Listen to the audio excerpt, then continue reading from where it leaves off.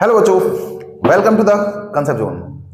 तो बच्चों, आज एग्जाम ओरिएंटेड क्लास का बहुत इंपॉर्टेंट टॉपिक है इंटरफेरेंस ऑफ लाइट, जो कि वेव ऑप्टिक्स में हम पढ़ते हैं। ये भी 5 मार्क्स में पूछा जाता है, ये भी बड़ा इंपॉर्टेंट है इस चैप्टर का। तो आज हम पढ़ेंगे इंटरफेरेंस ऑफ लाइट के बारे में कि लाइट इंटरफेयर करता है तो कहीं पे ब्राइट फ्रिंज बनता है, कहीं पे डार्क फ्रिंज बनता है। ये सब चीज के बारे में हम देखेंगे। तो खैर, ब्राइट फ्रिंज बनना, डार्क फ्रिंज बनना, ये तो यंग डबल स्लिट एक्सपेरिमेंट के थ्रू हमको पता चला था। तो सबसे पहले हम आज पढ़ेंगे, आज के लेक्चर में, वो है इंटरफेरेंस ऑफ लाइट क्या है, कितने टाइप से होते हैं, उसका कंडीशंस क्या होते हैं, और यहाँ पे जो रिजल्टेंट इंटेंसिटी होता है उसका डेरिवेशन जो बड़ा सा दिखता है, उसका डेरिवेशन मैं कंप्लीट करूंगा। नेक्स्ट लेक्चर में हम पढ़ेंगे यंग्स डबल स्लिट एक्सपेरिमेंट। तो आज सिर्फ टॉपिक डील करूंगा मैं, वो है इंटरफेरेंस ऑफ लाइट। ठीक है बच्चों, तो तैयार हो जाइए, शुरू कर रहा हूं। तो आज का टॉपिक है हमारा interference of light. Interference of light.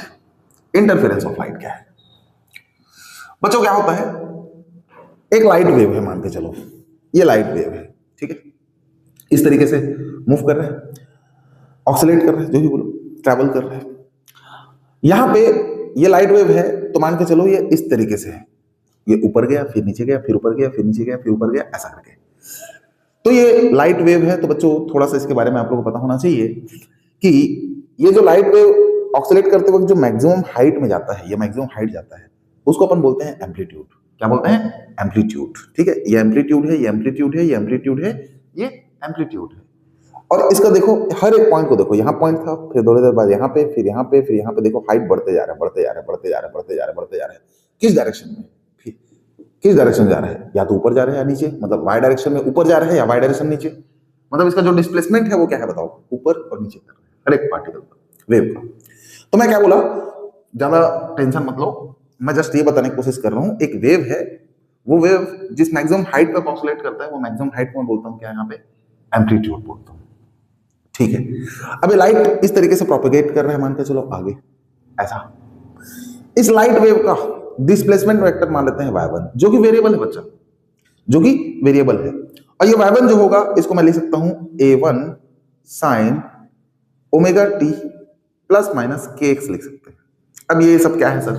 तो बच्चों, ये क्लास 11th में वेव चैप्टर पढ़ते हैं, वहां पे इसके बारे में डिटेल से पढ़ाई करते हैं अपन। तो वहां पे जानते हैं कि जो वेव का इक्वेशन होता है, वेव का जो डिस्प्लेसमेंट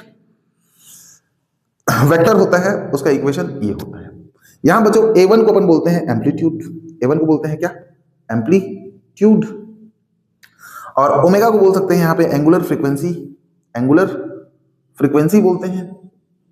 और एंगुलर फ्रीक्वेंसी जो होता है बच्चों, वो होता है एक हिसाब से एंगुलर वेलोसिटी भी बोल सकते हो, एंगुलर फ्रीक्वेंसी, जो कि होता है 2 पाई अपॉन टाइम पीरियड होता है। या फिर इसी को मैं लिख सकता हूँ 2 पाई इंटू फ्रीक्वेंसी। यहाँ पे फ्रीक्वेंसी जो होता है वो रेसिप्रोकल ऑफ टाइम पीरियड होता है, रेसिप्रोकल ऑफ टाइम पीरियड होता है। फिर टी यहाँ पे टाइम होता है बच्चों, टी यहाँ पे क्या है? टाइम।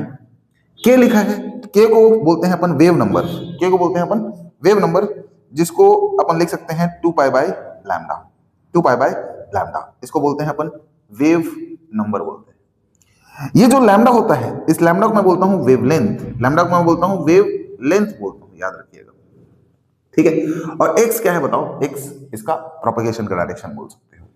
ठीक है, किस डायरेक्शन में प्रोपेगेट कर रहे हैं? तो एक्स डायरेक्शन प्रोपेगेट कर रहे हैं, तो ये इसका डायरेक्शन है, वो ये शो कर रहा है।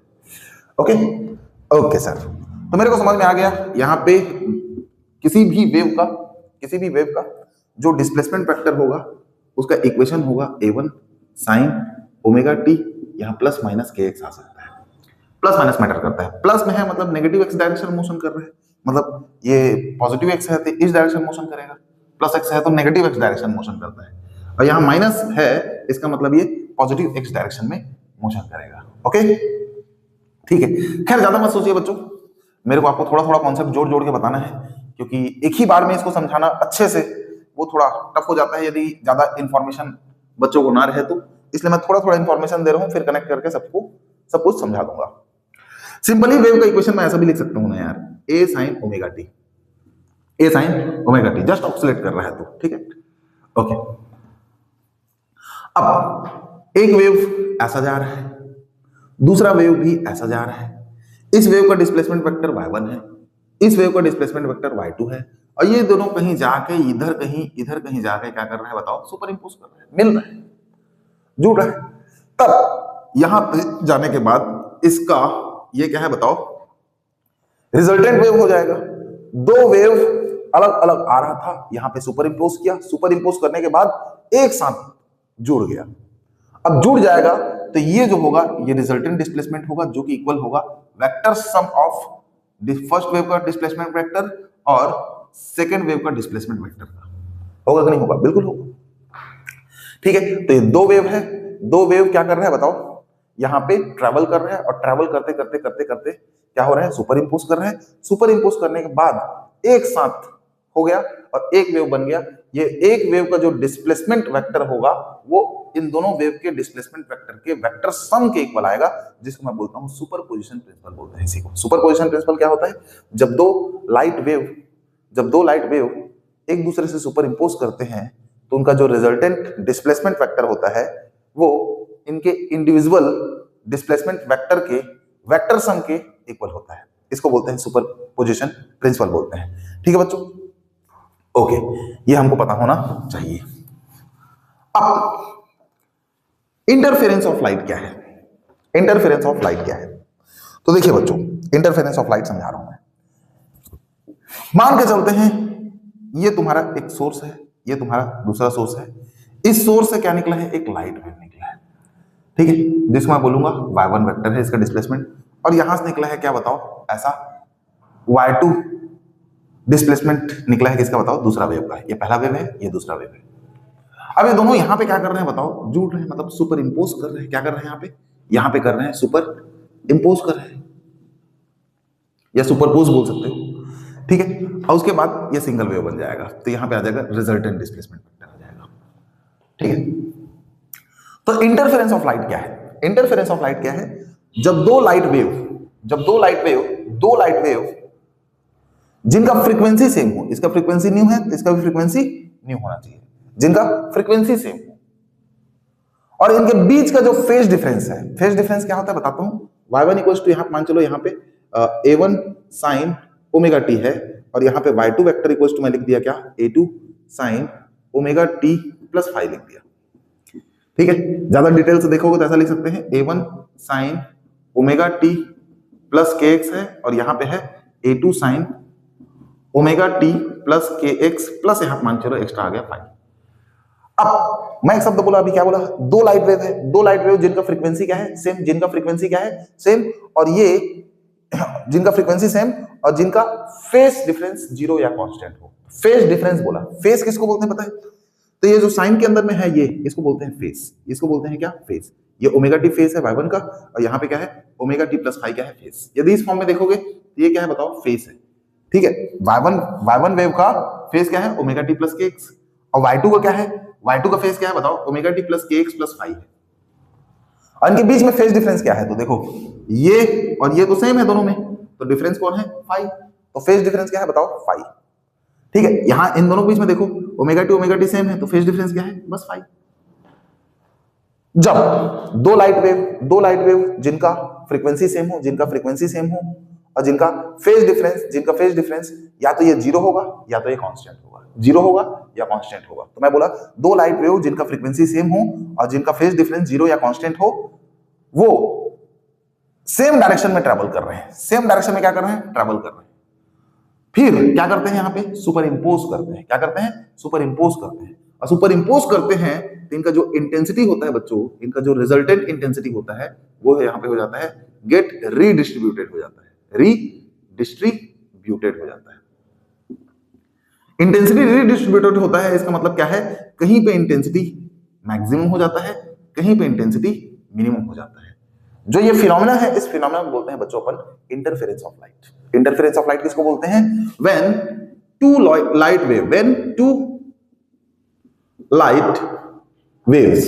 Light waves of same frequency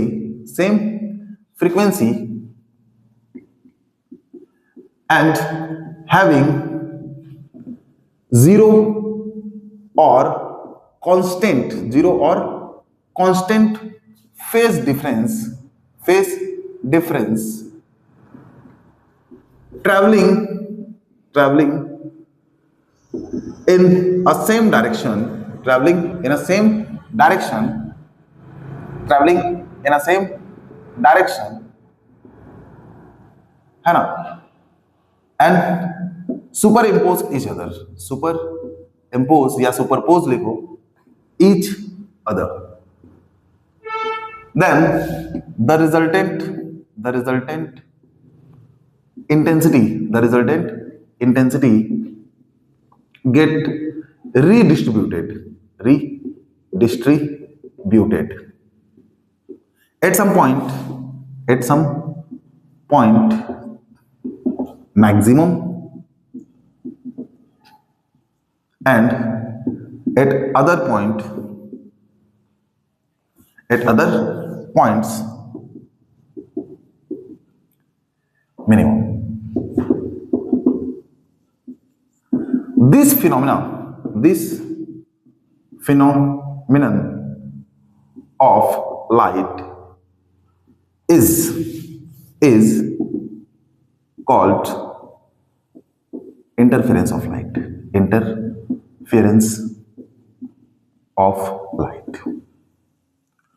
तो इंटरफेरेंस ऑफ लाइट क्या है? देखो इतना बड़ा डेफिनेशन ऐसा लगेगा बच्चों को, कुछ नहीं है। स्टोरी को याद रखो, जैसे मैं बोल रहा हूं ये डेफिनेशन आराम से लिख लोगे।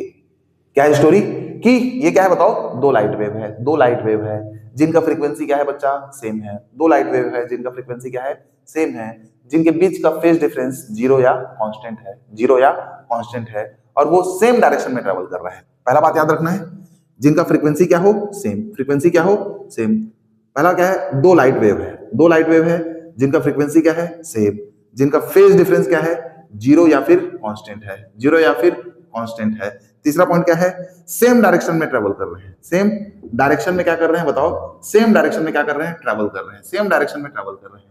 ठीक है, दो लाइट वेव है जिनका फ्रीक्वेंसी सेम है, जिनका फेज डिफरेंस जीरो या कांस्टेंट है और सेम डायरेक्शन में ट्रेवल करते हैं। फिर चौथा, ये क्या करते हैं? सुपर इम्पोज करते हैं। तो सुपर पोज करते हैं क्या हो जाता है बताओ? यहाँ पे जो इंटेंसिटी होता है, यहाँ जो रिजल्टेंट इंटेंसिटी होता है वो क्या हो जाता है? रीडिस्ट्रीब्यूट होता है। और रीडिस्ट्रीब्यूट होने के बाद इंटेंसिटी कहीं पे मैक्सिमम होता है और कहीं पे क्या होता है? मिनिमम। इसी फिनोमेना को बोलते हैं क्या? Interference of light. तो इंटरफेरेंस ऑफ लाइट क्या है बताओ? जब दो लाइट वेव जिनका फ्रीक्वेंसी सेम हो और फेज डिफरेंस जीरो या कांस्टेंट हो और सेम डायरेक्शन में ट्रेवल कर रहे हो और एक दूसरे से सुपर इम्पोज करे, उसके बाद जो रिजल्टेंट इंटेंसिटी है वो रिडिस्ट्रीब्यूट होता है, कहीं पे मैक्सिमम इंटेंसिटी, कहीं पे मिनिमम इंटेंसिटी। इसी फिनोमेना को मैं बोलता हूं क्या? Interference of light.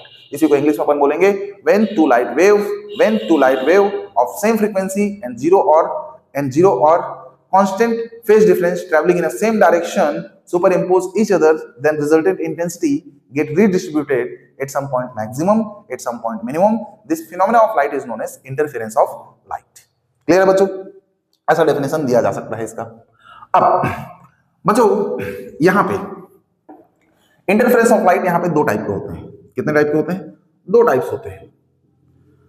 दो टाइप होता है। पहला टाइप होता है उसको मैं बोलता हूं कंस्ट्रक्टिव इंटरफेरेंस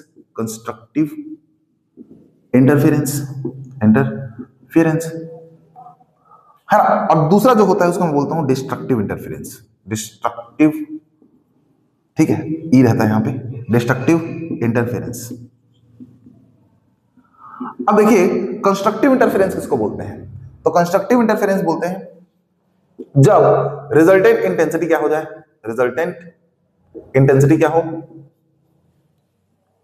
मैक्सिमम हो जाए। क्या हो जाए? मैक्सिमम हो जाए, तब उसको बोलते हैं कंस्ट्रक्टिव इंटरफेरेंस। इसका मतलब क्या है? जब दो light wave of same frequency having zero और constant phase difference traveling in the same direction superimpose each other, then resultant intensity become maximum. Then this type of interference is called constructive interference. ठीक है, तो resultant intensity जब maximum होगा तब constructive interference होगा। कैसे होगा समझाता हूं। जैसे कि बच्चों यहां पे समझो, ये पहला लाइट वेव है। कैसा है बताओ? पहला लाइट वेव है। यहां समझने की कोशिश करना, ऐसा ऐसा जा रहा है। ठीक है, इसका एम्पलीट्यूड कितना है? यहां पे ए। और यहां पे दूसरा लाइट वेव है सेम, वो भी ऐसा ऐसा जा रहा है। ऐसा। इसका भी एम्पलीट्यूड मान लो कितना है m। ध्यान समझना, जब ये ऊपर गया तो ये भी ऊपर गया, जब ये मैक्सिमम हुआ तो ये भी मैक्सिमम, जब ये नीचे गया तो ये भी नीचे गया, जब ये जीरो हुआ तो ये भी जीरो, जब ये नीचे गया ये तब ये भी नीचे गया, फिर ऊपर गया फिर ऊपर गया। तो जैसे जैसे जा रहा है ये वैसे ये ऊपर फिर नीचे फिर ऊपर फिर नीचे फिर ऊपर, वैसे ये ऊपर फिर नीचे फिर ऊपर फिर नीचे फिर ऊपर ऐसा गया। अब ये दोनों एक दूसरे से जब सुपर इम्पोज करेगा तो इनका जो रिजल्टेंट इंटेंसिटी होगा क्या होगा पता है, इनका जो रिजल्टेंट वेव होगा वो कैसा होगा पता है, इस तरीके से होगा। अब यहाँ पे देखो इनका एम्पलीट्यूड ए था, अब दोनों एक दूसरे से सुपर इम्पोज करेगा तो यहाँ पे इसका एम्पलीट्यूड कितना हो जाएगा 2a हो जाएगा, नीचे भी कितना हो जाएगा 2a। तो इनका एम्पलीट्यूड दोनों क्या हो गया, जुड़ गया। तो देखो यहाँ पे इंटेंसिटी कम था लेकिन एक ही बार यहाँ पे क्या हो गया बताओ, ज्यादा। तो सीधी सी बात है एम्पलीट्यूड ज्यादा होगा तो इंटेंसिटी भी ज्यादा होगा, क्योंकि हमको पता है intensity of light is directly proportional to square of amplitude, square of amplitude. Amplitude ज्यादा तो इंटेंसिटी अपने आप ज्यादा हो जाएगा। तो यहाँ पे दो लाइट वेव है जिनका एम्पलीट्यूड ए है। अब एक दूसरे से है ना, एक दूसरे से क्या कर रहे हैं बताओ, ये सुपर इम्पोज कर रहे हैं, मतलब क्या कर रहे हैं, इंटरफेयर कर रहे हैं। इंटरफेयर के बाद इनका जो रिजल्टेंट एम्पलीट्यूड है ए जुड़ के कितना हो गया बताओ 2a। यहाँ पे एम्पलीट्यूड बढ़ा तो इंटेंसिटी नहीं बढ़ेगा, और इंटेंसिटी क्या हो गया बताओ यहाँ पे मैक्सिमम। तो बोल सकते हो कंस्ट्रक्टिव इंटरफेरेंस इसको बोलते हैं, जब दो लाइट वेव जिनका फ्रीक्वेंसी सेम हो, जिनके बीच का फेज डिफरेंस जीरो या कांस्टेंट हो और ट्रैवलिंग कर रहे हैं एक सेम डायरेक्शन में, और जब सुपर इम्पोज करते हैं तब उनका जो रिजल्टेंट इंटेंसिटी है वो क्या हो जाता है बताओ, मैक्सिमम हो जाता है। तो उसको मैं बोलता हूं कंस्ट्रक्टिव इंटरफेरेंस। क्या बोलता हूं, कंस्ट्रक्टिव इंटरफेरेंस। वैसे डिस्ट्रक्टिव इंटरफेरेंस किसको बोलेंगे, जब यहाँ पे रिजल्टेंट इंटेंसिटी क्या हो जाए, मिनिमम हो जाए। रिजल्टेंट इंटेंसिटी क्या हो जाए बताओ, मिनिमम हो जाए। तो मिनिमम हो जाए मतलब कि क्या है, जब दो लाइट वेव जिनका फ्रीक्वेंसी सेम हो, जिनका फेज डिफरेंस जीरो या कांस्टेंट हो, और वो एक दूसरे से जब सुपर इम्पोज करते हैं तब उनका जो रिजल्टेंट इंटेंसिटी क्या हो जाता है, मिनिमम हो जाता है। तब इस टाइप ऑफ इंटरफेरेंस को अपन बोलते हैं डिस्ट्रक्टिव इंटरफेरेंस। समझाने की कोशिश करता हूं। पहला, यहाँ पे है तुम्हारा ये वेव है, ये ऊपर ये नीचे ये ऊपर ये नीचे ऐसा गया है, इसका एम्पलीट्यूड मान लेते हैं ए। दूसरा मान लेते हैं यहीं पे, फिर ये ऊपर गया है तो यहाँ पे ये नीचे जाएगा, फिर ये ऊपर फिर नीचे फिर ये ऊपर ऐसा करके, ठीक है, ऐसा गया है। देखो जब ये ऊपर गया है तब ये नीचे गया है, जब ये नीचे गया है तब ये ऊपर गया है, जब ये ऊपर गया है फिर ये नीचे गया है, जब ये नीचे गया है तब ये फिर ऊपर गया है। अब बच्चों इसका मतलब ये क्या कर रहे हैं बताओ, ये ट्रैवल कर रहे हैं कैसे पता है, अपोजिट फेस में। मतलब जब ये ऊपर गया तब ये नीचे गया, जब ये नीचे गया तब ये ऊपर गया, जब ये ऊपर गया तब ये नीचे गया, और जब ये नीचे गया तब ये ऊपर गया।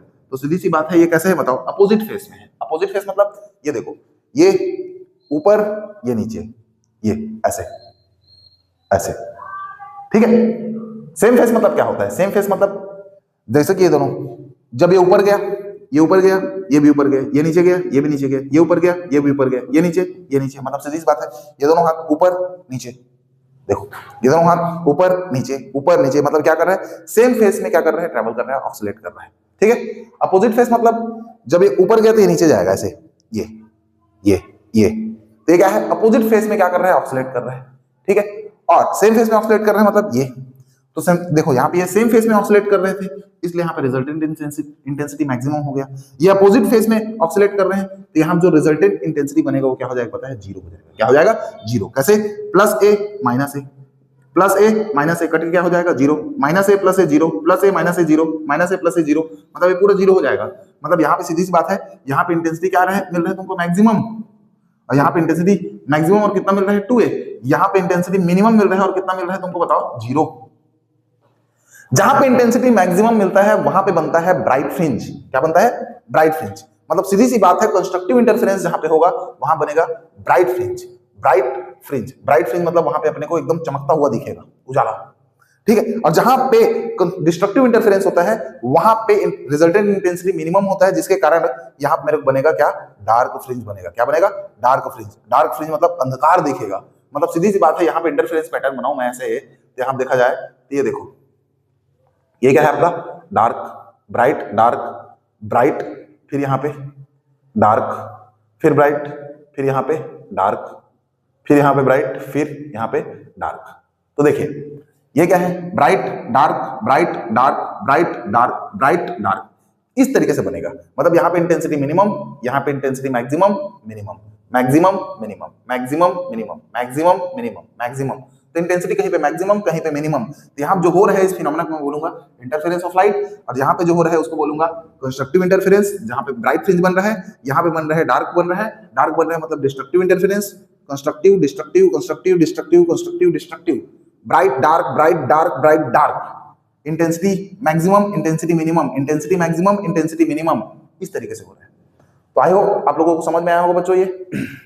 ठीक है, अब इसका मैं मैथमेटिकल पोर्शन कवर करता हूं। यहां पे अब इसका कैलकुलेशन करते हैं। ओके, यहां पे निकालते हैं इंटेंसिटी का कंडीशन, निकालते हैं कि किस कंडीशन पे इंटेंसिटी मैक्सिमम होगा कि वहां पे कंस्ट्रक्टिव इंटरफेरेंस हो, और किस कंडीशन पे आपका इंटेंसिटी मिनिमम होगा जहां पे डिस्ट्रक्टिव इंटरफेरेंस हो। तो थोड़ा रुक जाइए, इंतजार कीजिए।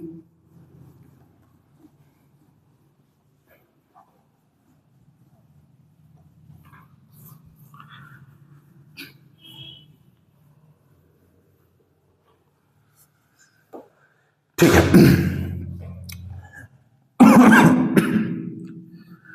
तो मैं यहां पे इंटेंसिटी के लिए एक्सप्रेशन बना रहा हूं। इंटेंसिटी के लिए क्या बना रहा हूं? एक्सप्रेशन लाने वाले हैं। ठीक है, तो लेट कर लेते हैं बच्चों। यहां पे सबसे पहले अपन सपोज कर लेते हैं यहां पे क्या, दो वेव। तो पहला का इसका डिस्प्लेसमेंट वेक्टर मान लेता हूं a1 sin ओमेगा t है। सिंपल मैं वेव ले रहा हूं a1 sin omega t, kx नहीं ले रहा हूं मैं यहां पे। एंड y2 इक्वल टू ले रहा हूं मैं क्या, a2 sin omega t plus यहां पे ले रहा हूं फाई, प्लस यहां पे ले रहा हूं phi, by principle of superposition. Principle of superposition, superposition, principle of superposition. अरे भाई सुपरपोजिशन का मतलब होता है जोड़ना। कैसे जोड़ना? वेक्टर फॉर्म में जोड़ना। मतलब सीधी सी बात है, दोनों को, ये दोनों कर, है ना, जोड़ूंगा कैसे बताओ? y1 vector plus y2 vector, दोनों का डिस्प्लेसमेंट वेक्टर को मैं जोड़ दिया वेक्टर फॉर्म में, जिसको मैं बोल दिया सुपरपोजिशन प्रिंसिपल। ठीक है, अब y इक्वल टू आ जाएगा, y1 का वैल्यू कितना है बच्चा? a1 sin omega t, y2 कितना है यहाँ पे? a2 sin omega t plus phi, omega t plus phi. तो y1 y इक्वल टू होगा ये a1 sin ओमेगा t होगा, उसके बाद a2, और यहाँ पे देखो sin a प्लस b, हमको पता है sin a प्लस b क्या होता है? sin a प्लस b होता है बच्चों sin a cos b plus cos a sin b होता है कि नहीं होता है? तो यहाँ पे a b, ये a है मान लो, ये b मान लो, तो ये क्या हो जाएगा बताओ? ये हो जाएगा sin a, क्या है? ओमेगा t, cos b कौन है? फाई, फिर प्लस cos a कौन है? ओमेगा t, फिर sin b कौन है? फाई। ओके, अब y इक्वल टू हो जाएगा यहाँ पे a1 sin omega t plus a2 को अंदर मल्टीप्लाई करते हैं, a2 cos फाई को पहले लिख रहा हूँ cos फाई, फिर मैं इसको लिख रहा हूँ sin ओमेगा t। ठीक है, फिर a2 का इससे होगा तो प्लस a2, फिर sin फाई को लिखूंगा, और उसके बाद मैं लिख रहा हूँ cos ओमेगा t को। अब ध्यान देखो, इसमें sin ओमेगा t कॉमन होगा, तो y इक्वल टू यहाँ बचेगा a1, और यहाँ बचेगा a2 cos फाई, और यहाँ पे sin ओमेगा t बाहर, फिर यहाँ पे a2 sin फाई, और यहाँ क्या है? cos omega t। ठीक है, इसको मिटा रहा हूं मैं। अब देखते जाइए, मैं यहाँ पे सपोज कर लेता हूं इसको लेट कर लेता हूं, let a1 plus a2 cos phi is equal, suppose कर लेते हैं a cos थीटा। ठीक है, a1 plus a2 cos phi है, तो उसको मैं a cos थीटा ले लिया, इसको इक्वेशन फर्स्ट लूंगा, और a2 sin फाई को सपोज करूंगा a sin theta, a2 sin phi को मैं सपोज करूंगा a sin थीटा, इसको ले लिया मैं इक्वेशन नंबर सेकंड। फिर इन सब वैल्यू के यहां पुट करूंगा तो क्या होगा? देन y इक्वल टू, इसके जगह a1 plus a2 cos phi को सपोज किया हूं बच्चा a cos थीटा, तो a cos थीटा आ गया यहाँ पे इंटू sin ओमेगा t। फिर इतना सपोज किया हूं मैं a sin थीटा, तो a sin थीटा लिखूंगा इसको, उसके बाद क्या है यहाँ पे? cos omega t। अब बच्चा a कॉमन हो रहे थे, a कॉमन निकालूंगा तो क्या होगा? a यहाँ बचेगा, इसको पहले लिखा हूं, फिर इसको sin omega t cos theta plus इसको लिखूंगा cos ओमेगा t, फिर लिखूंगा sin थीटा। अब ध्यान देखिए, अभी जस्ट फॉर्मूला लगाया था मैं, sin a cos b plus cos a sin b, sin a plus b होता है sin a प्लस b, तो sin a कौन है? ओमेगा t, b कौन है? थीटा। तो ऐसा हो जाएगा। अब एक्सप्रेशन फॉर रिजल्टेंट एम्पलीट्यूड, तो रिजल्टेंट एम्पलीट्यूड कौन है बताओ? ए। तो इस ए के लिए एक्सप्रेशन मेरे को निकालना है, तो मैं क्या करूंगा? इन दोनों इक्वेशन का इस्तेमाल करूंगा। कैसे? इन दोनों इक्वेशन को स्क्वायर करके जोड़ दो,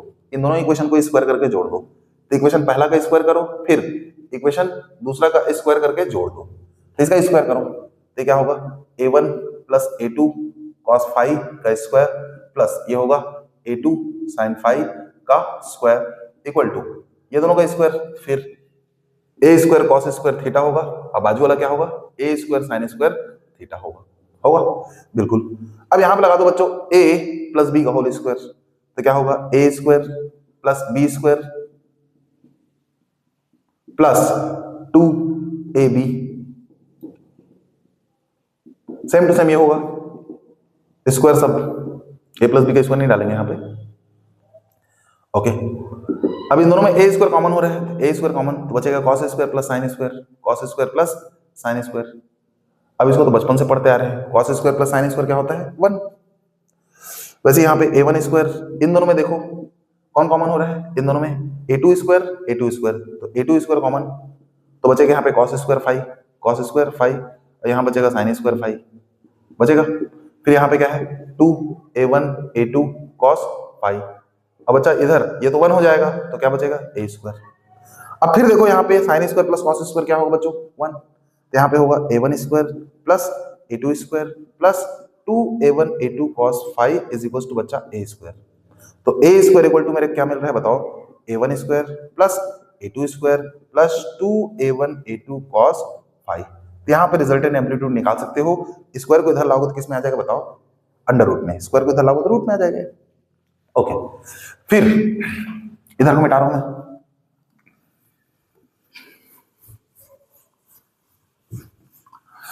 अब हमको पता है since we know that intensity of light is directly proportional to square of amplitude, amplitude के स्क्वायर का क्या होता है डायरेक्टली प्रोपोर्शनल होता है। इसको भी क्लास 11th में ही पढ़ा गया था वेव चैप्टर में, ठीक है, पढ़े होंगे, मैं तो पढ़ाया नहीं हूं अभी वीडियो में, तो पहली बार बनाना शुरू किया हूं मैं, वो भी क्लास 12th के इंपॉर्टेंट टॉपिक्स में, बाद में मैं डालूंगा इन सब टॉपिक्स में। अभी फिलहाल इतना समझ लो intensity is directly proportional to amplitude का स्क्वायर होता है।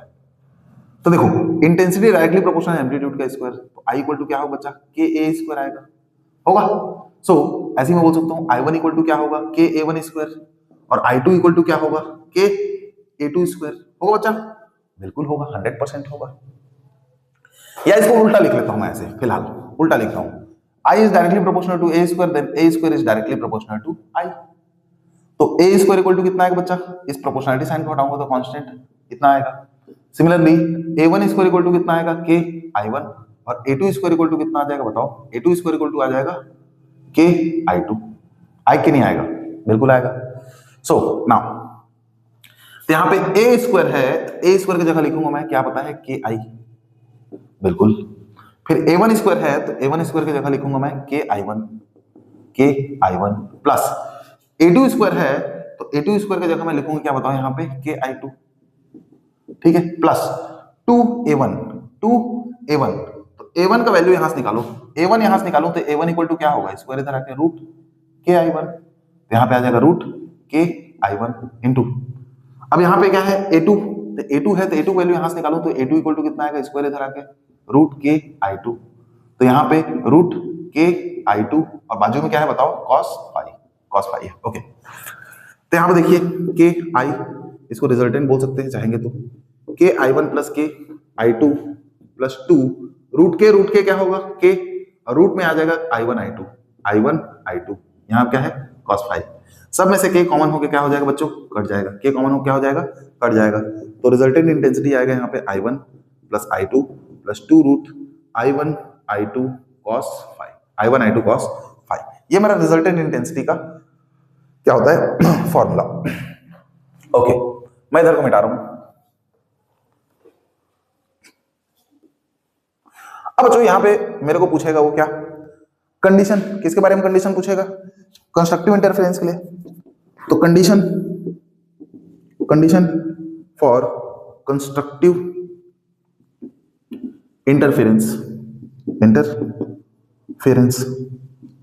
कंस्ट्रक्टिव इंटरफेरेंस के लिए कंडीशन क्या होता है बताओ, इंटेंसिटी को मैक्सिमम होना चाहिए, इंटेंसिटी क्या होना चाहिए मैक्सिमम होना चाहिए।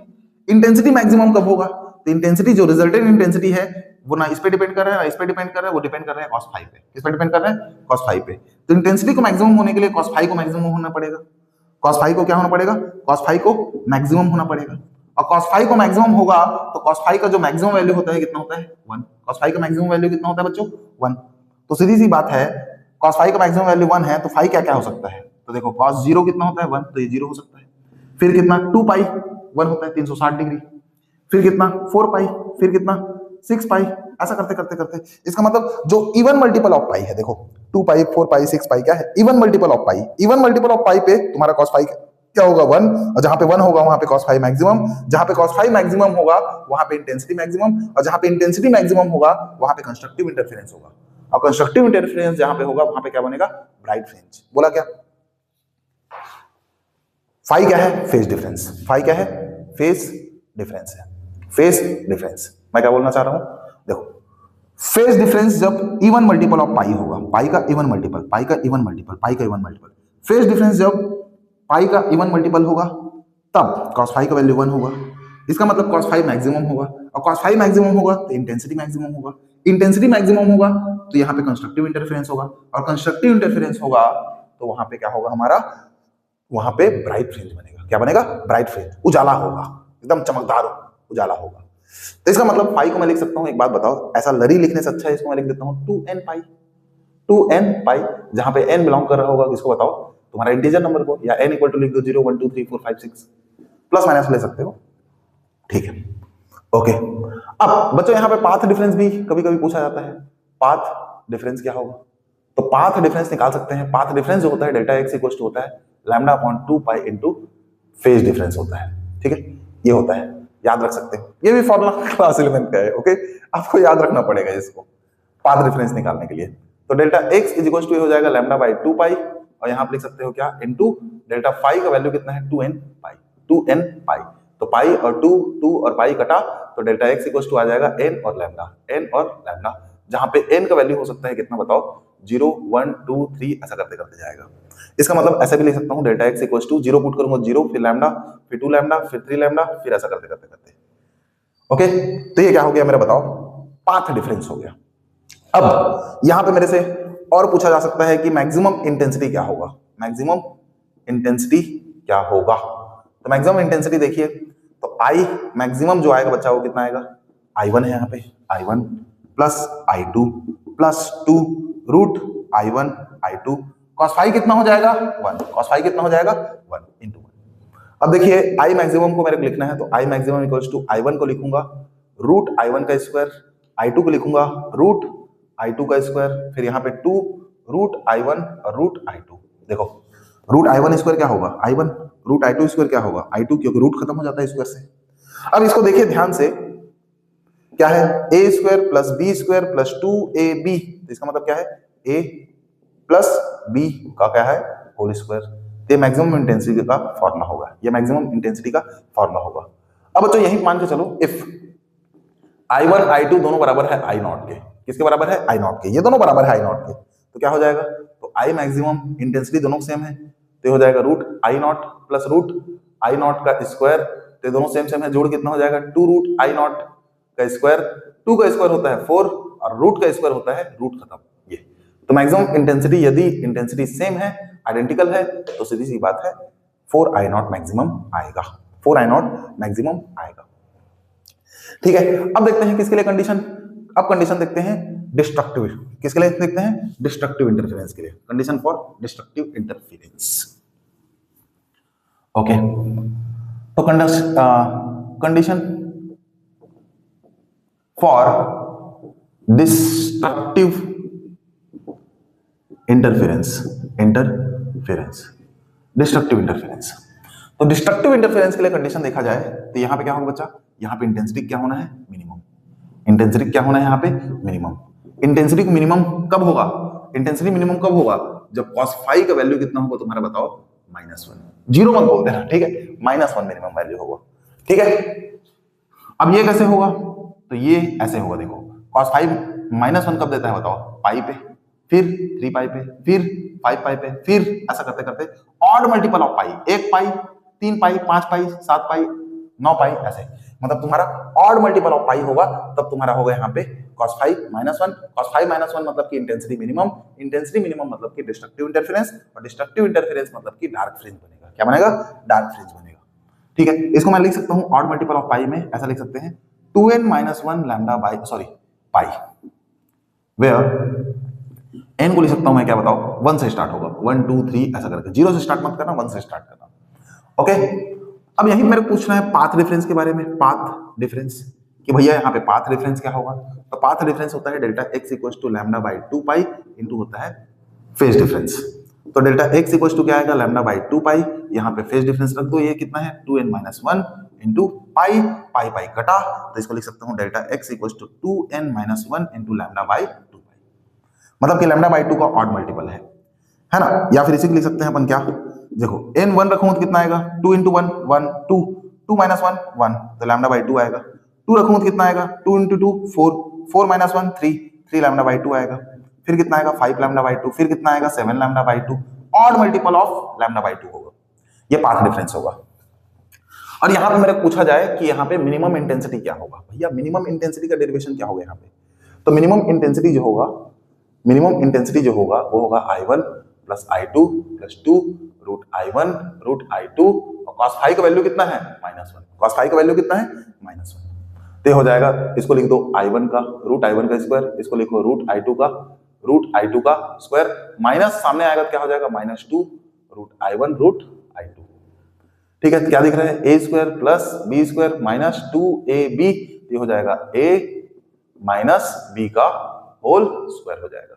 ये आई मिनिमम में आएगा कि नहीं आएगा, ऐसा बिल्कुल आएगा, मिनिमम इंटेंसिटी इस तरीके से आ जाएगा। ठीक है, अब इफ वही मैं बोलूं कि I1 I2 दोनों बराबर है किसके, बताओ, I नॉट के, इंटेंसिटी सेम है, इंटेंसिटी सेम होगा तो मिनिमम इंटेंसिटी यहाँ पे आएगा कितना, तो हो जाएगा root I naught minus root I naught का होल स्क्वायर, ये दोनों माइनस प्लस खत्म तो 0 आएगा, कितना आएगा 0, तो मिनिमम इंटेंसिटी कितना आएगा बच्चा, यहाँ पे 0 आएगा। तो बच्चों लेक्चर कुछ ज्यादा ही लंबा हो गया, लेकिन मेरे को डेरिवेशन ये कराना था, तो कैलकुलेशन बच्चों मैं पूरा यहाँ पे कंप्लीट करा दिया। और एक्स्ट्रा आपको कुछ जानना रहेगा तो आप कमेंट सेक्शन में मेरे को बताइए, मैं आपको एक्स्ट्रा नॉलेज भी दूंगा। फिलहाल एग्जाम के लिए हमारा इतना इंपॉर्टेंट है।